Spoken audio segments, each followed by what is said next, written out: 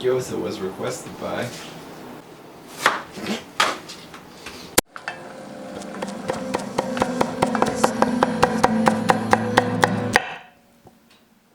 Hello and welcome tonight to Pretty Good Cooking, the weekly cooking show in which we cook things and teach you how to make things, and sometimes it works out and sometimes it doesn't. But tonight we're honoring one request that has been requested multiple times, and soon I will tell you who those people are. And then this night we'll make the pork gyoza, and then we'll set it on fire and burn the city down.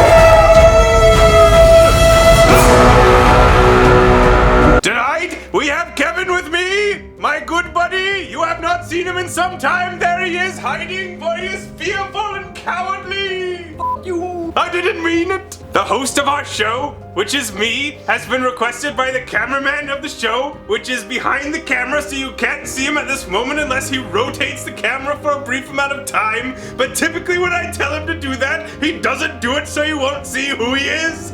Has requested specifically that I try one Asian beverage. It is a basil seed beverage. It sounds horrible. I think he's trying to poison me. Here it is. It looks like a bowl of grass or peas. A golf course by the mountain and the lake. New Ark Hot E. Wedded with pride. It just smells like bananas.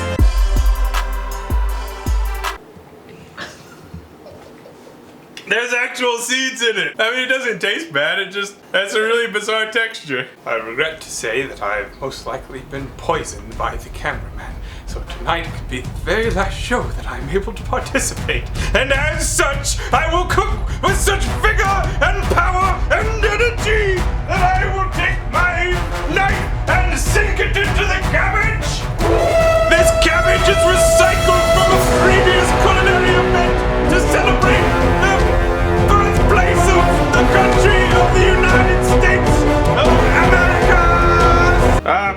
Pork gyoza was requested by these people. But mostly crispy. It's understanding. Crispy, Snap Deus, Danchan, Geppetto, Mini Chuck, and Minish, Ucken. You will want a half head of cabbage, but a small head. And here you will dice it. Finally, you can use Napa if you'd like. You're not going to be able to taste the difference. Might be too much cabbage. We'll see. Just give it the old chopperoonie. Like any nutritional dish, it begins with absorbent amount of Cabbage, which is the technical term for... So anyways, cook it! You want medium heat and some sesame oil. This is from the House of Tsang. It is a powerful house known throughout all of China, and you will learn to respect it. This is a cabbage scoop. Nice cabbage scoop. Grate a carrot, not that great. This great. This kitchen came with a conveniently installed headrest. You could dump that in with the cabbage. Here I'm slicing some onions, which I will then mince. I learned this technique in the mountains of Georgia. There I was kidnapped by a bobcat who force-fed me chopped onions for 3 days. There you have that. You invited Kevin over for this purpose alone. What? Would you peel some garlic? Oh. And some ginger. This ginger is organic, which is much better than inorganic ginger. How's it going? What?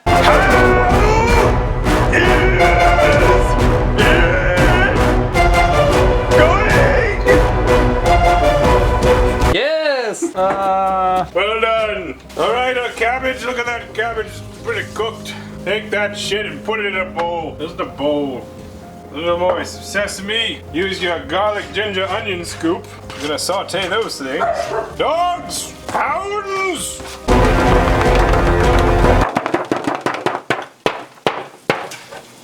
Perfect. Now while that's cooking up a little bit, we shall prepare our workspace. Here I have some chopped green onion, the green parts. I chopped it the other day with no intended purpose. Well, might as well mix in the raw pork. Here we got some pork. This is about a pound. And this you put in with the cooked cabbage. Wow, mixing cooked things and raw things? No one's ever done that before. Gross. No, that seems like pudding. It's cooked. That's not effective at all.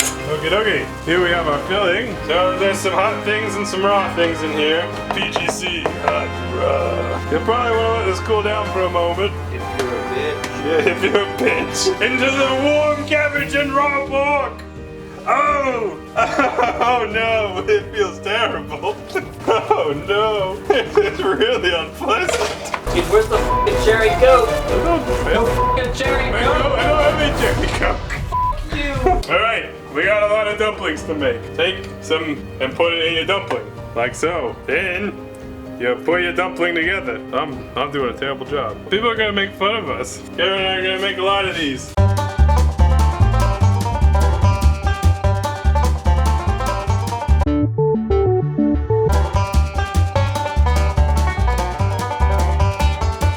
Come here, I want to show you something.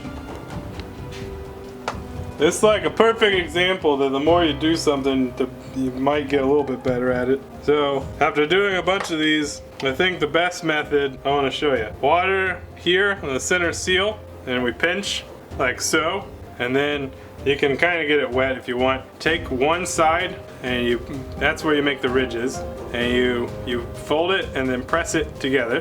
You can make your way down the side. See, there's half. Then the other side, okay? And I think that's the actual proper method. Here we have an assortment of gyoza dumplings ready to go, except some of them look like ass, and some of them look okay. You'll see little bits of raw meat all over them. That's okay, kids, we're gonna cook them. Turn the oven on, pick a number 4 through 8, 7, 5. I'm gonna use a neutral oil. This one's grapeola. Oh yes. We're gonna need a lid. Release your lid!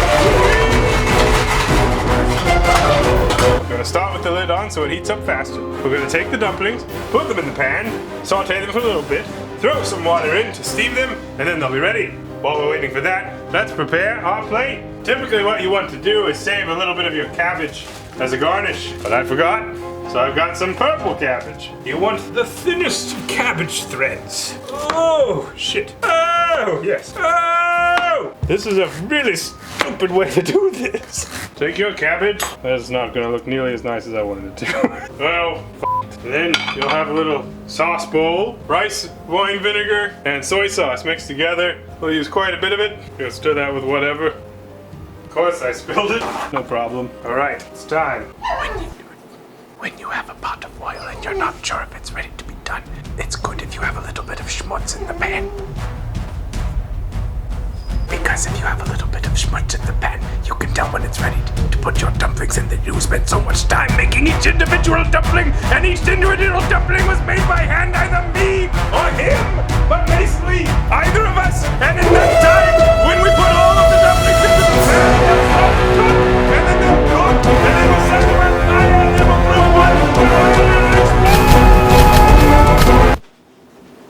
You want to put these seam side up. All right, I put as much in here as I can without them really touching each other. We're gonna fry for a little bit. We're gonna turn the heat up just a little bit, and then we'll put some water and a lid on it to finish the steam. So hopefully this works out, because otherwise there's a lot of effort for no reason.